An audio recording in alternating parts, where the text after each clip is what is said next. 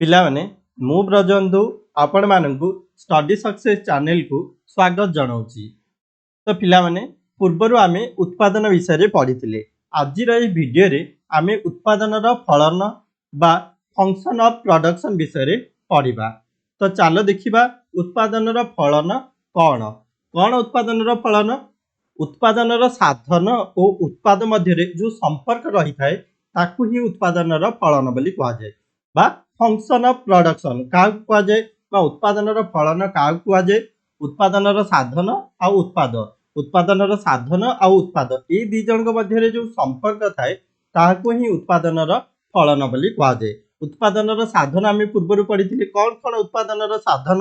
ନା ଦେଖ, ଭୂମି ହେଇଗଲା, ଶ୍ରମ ହେଇଗଲା, ପୁଞ୍ଜି ହେଇଗଲା, ସଂଗଠନ ହେଇଗଲା। ଏଇ ସବୁଜିକ ହେଉଛି ଉତ୍ପାଦନର ସାଧନ।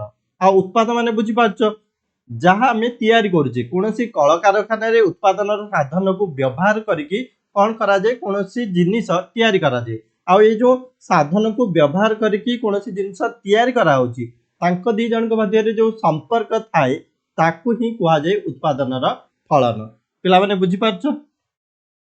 ତାପରେ ଦେଖ, ତ ଗାଣିତିକ ଭାଷାରେ ଏଇ ଉତ୍ପାଦନର ଫଳନକୁ କେମିତି ଲେଖିପାରିବା? Q equal to F bracket L के माने Q function of L and के हैला। कौन एठी क्यू हैला उत्पाद, एल हैला लेबर बा श्रम। क्यू होची उत्पाद, एल हैला श्रम, के हैला पुंजी।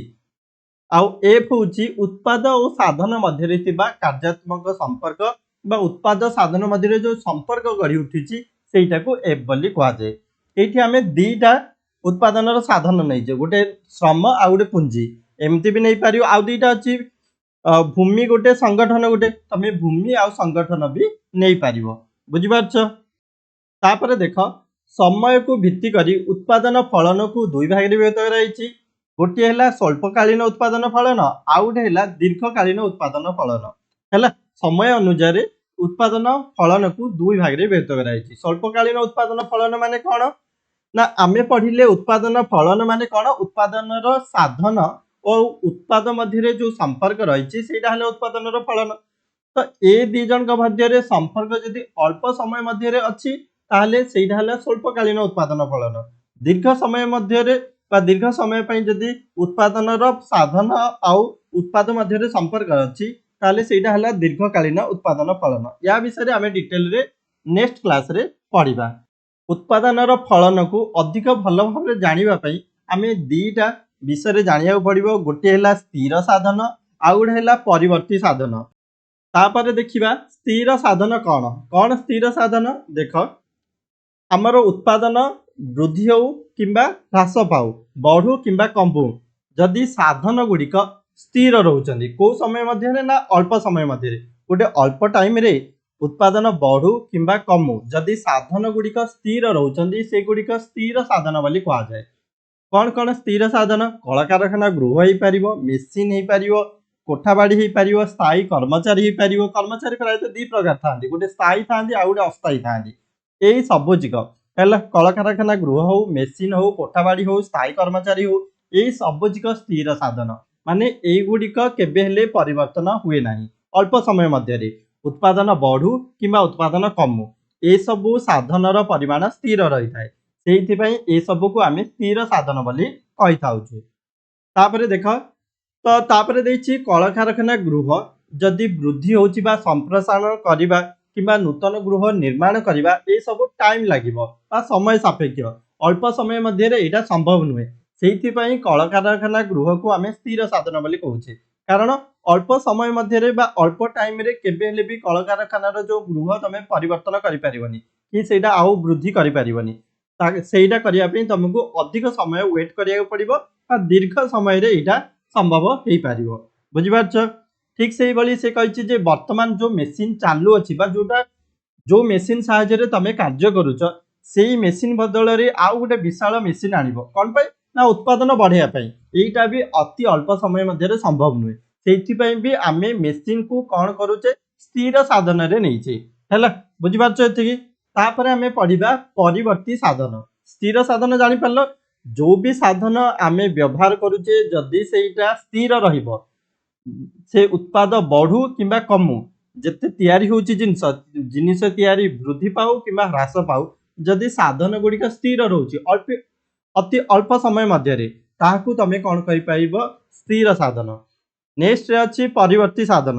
ପରିବର୍ତ୍ତୀ ସାଧନ କ'ଣ? ଯେଉଁ ସାଧନ ଗୁଡ଼ିକ ପରିବର୍ତ୍ତନ ହେବ, ଅଳ୍ପ ସମୟ ମଧ୍ୟରେ ଯେଉଁ ସାଧନ ଗୁଡ଼ିକ ପରିବର୍ତ୍ତନ ହେବ, ଉତ୍ପାଦ ବଢ଼ୁ କିମ୍ବା କମୁ। ଉତ୍ପାଦ ମାନେ ବୁଝିପାରୁଛ, ଯେଉଁ ଜିନିଷ ତିଆରି ହେବ ବା ଯେଉଁ ପ୍ରଡକ୍ଟଟା, ସେଇ ଜିନିଷ ବୃଦ୍ଧି ପାଉ କିମ୍ବା ହ୍ରାସ ପାଉ, ଯଦି ସାଧନ ଗୁଡ଼ିକ ପରିବର୍ତ୍ତନ ହେଉଛି ଅଳ୍ପ ସମୟ ମଧ୍ୟରେ, ତାହେଲେ ତାହାକୁ ପରିବର୍ତ୍ତୀ ସାଧନ ବୋଲି କୁହାଯିବ। ବୁଝିପାରିଲ? ଯଦି ସାଧନ ସ୍ଥିର ରହୁଛି ସେଇଟା ହେଲା ସ୍ଥିର ସାଧନ, ଯଦି ସାଧନ ପରିବର୍ତ୍ତନ ହେଉଛି ସେଇଟା ହେଲା ପରିବର୍ତ୍ତୀ ସାଧନ।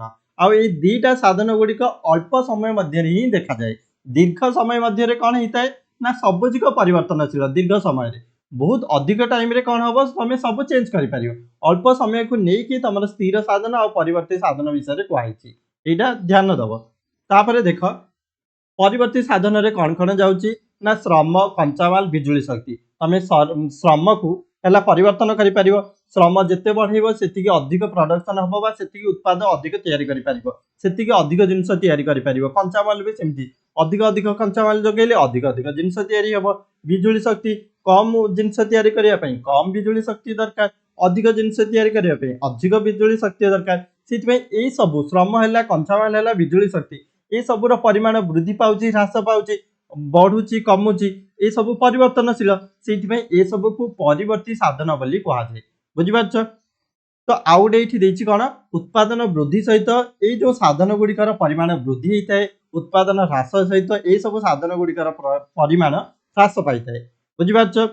ତାପରେ ଦେଇଛି କ'ଣ, ଠିକ୍ ସେଇଭଳି ହଁ ସେଇଟା ହିଁ ଦେଇଛି ହେଲା।